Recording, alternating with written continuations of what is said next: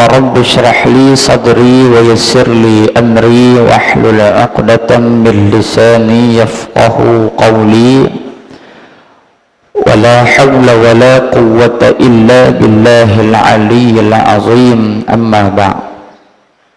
Yang dikasihi adik-adik putra dan putri sekolah menengah teknik Al-Star, mudah-mudahan kita semua sentiasa dirahmati dan mendapat keampunan daripada Allah Subhanahu wa ta'ala.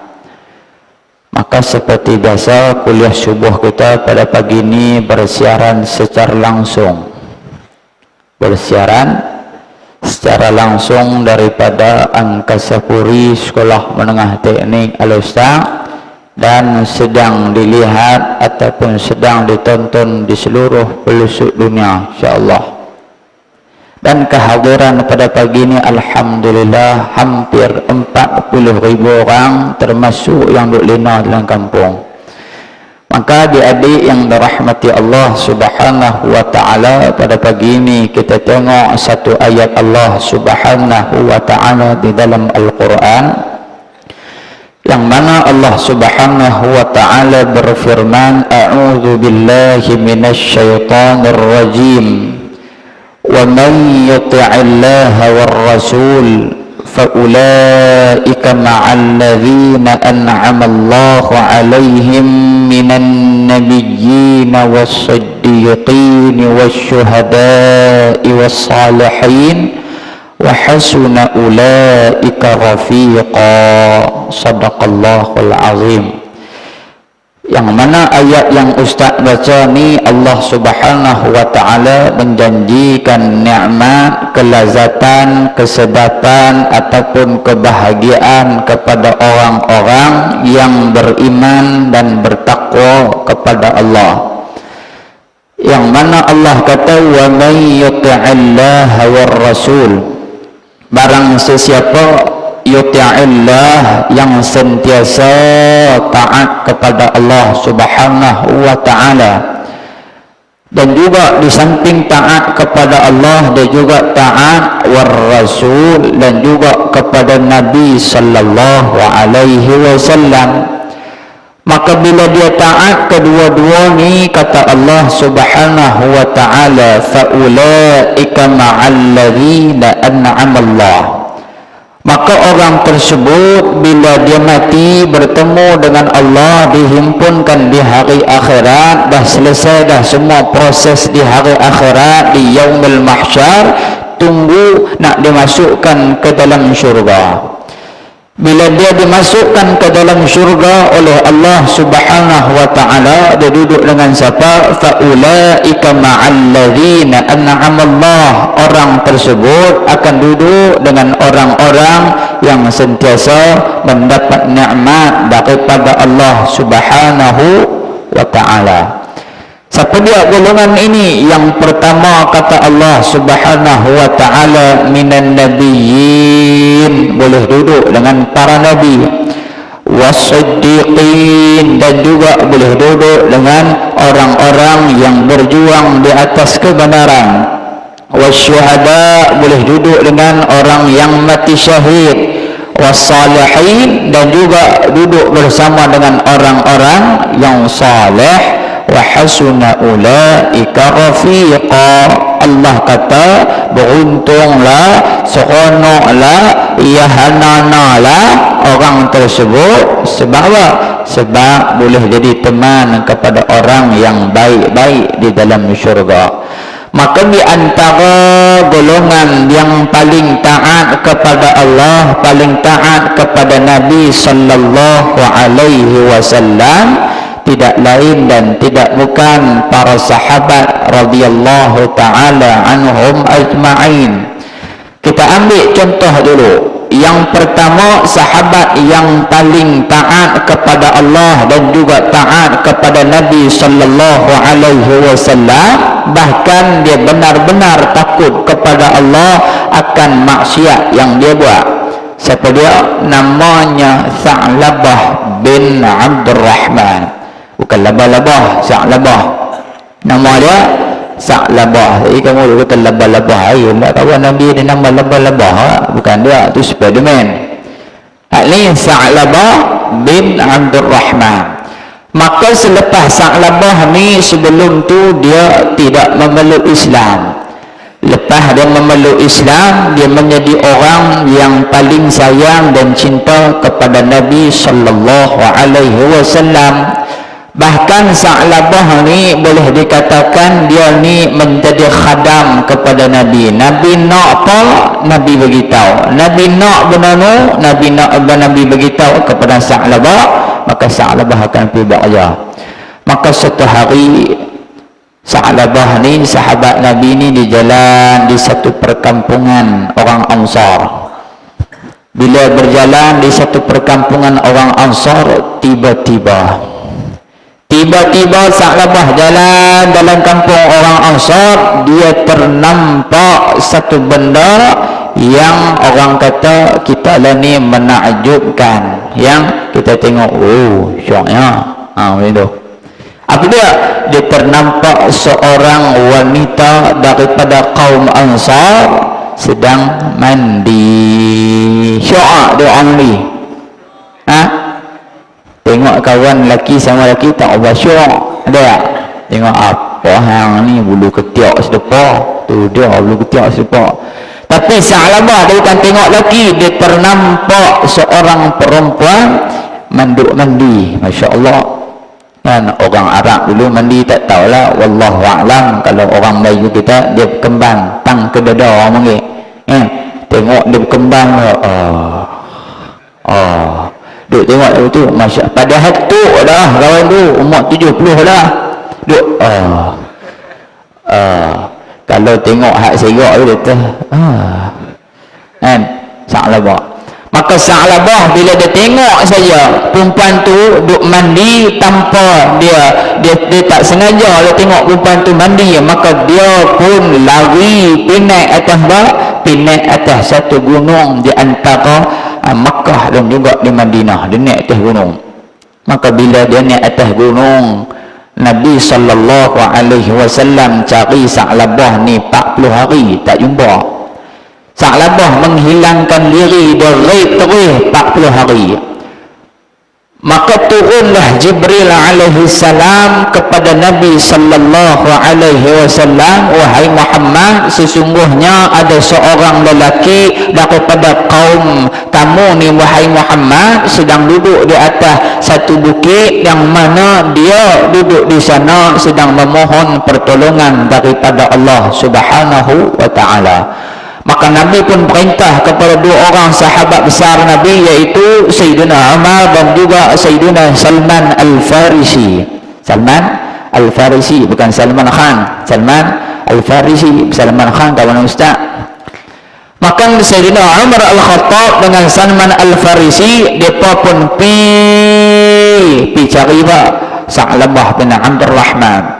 Bila sampai ke satu tempat, mereka terjumpa seorang lelaki pengembala kambing, nama dia Zufafah.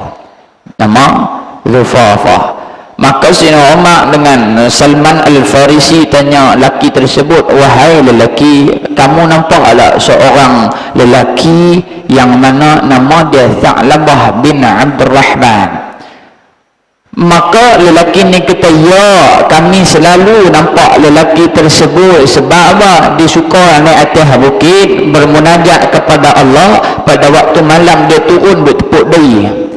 Bila turun dia tepuk diri, ya Allah, pasal apa tak bagi aku mati, ya Allah, bagilah mati cepat, jangan bagi aku tunggu sampai hari kiamat, ya Allah. Sa'labah dia punya takut kalau boleh tu nak bagi Allah matikan dia secara serta-merta, takut dia buat dosa banyak. Masya Allah, dia nak mati, kita nak hidup tak mau mati, beza dengan sahabat.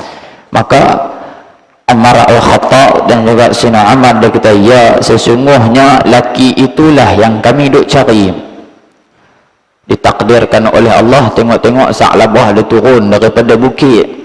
Bila turun daripada bukit, dia duk buat perangai dia hak biasa. Dia tepuk dari, dia kata, ya Allah, pasal apa tak bagi aku mati, ya Allah, pasal apa kau tak bagi mati aku, ya Allah, bagi mati lekas, jangan bagi aku tunggu sampai hari kiamat. Maka Sayyidina Umar bila nampak Sa'labah, dia turun pi dakap Sa'labah, dia kata, wahai Sa'labah. Maka Sa'labah jawab, wahai Umar, Rasulullah dah tahu ke akan dosa aku, wahai Umar? Maka Umar kata, wahai Sa'labah, yang tu aku tak tahu. Tapi yang aku tahu, Nabi selalu sebut nama kamu 2-3 hari sejak kebelakangan ni, Nabi selalu sebut nama kamu, wahai Sa'labah. Maka Sa'labah kata, wahai Umar, hang jangan bawa aku jumpa Muhammad melainkan ketika Muhammad duduk semayang. Maka Sayyidina Umar dengan Salman Al-Farisi bawa Sa'labah pi tengok-tengok Nabi duduk semayang. Bila Nabi duduk semayang, Sayyidina Umar dengan Salman bila tengok saf masih ada kosong, mereka dua pun masuk pi semayang sekali dengan Nabi. Maka Sa'labah pun ikut serta.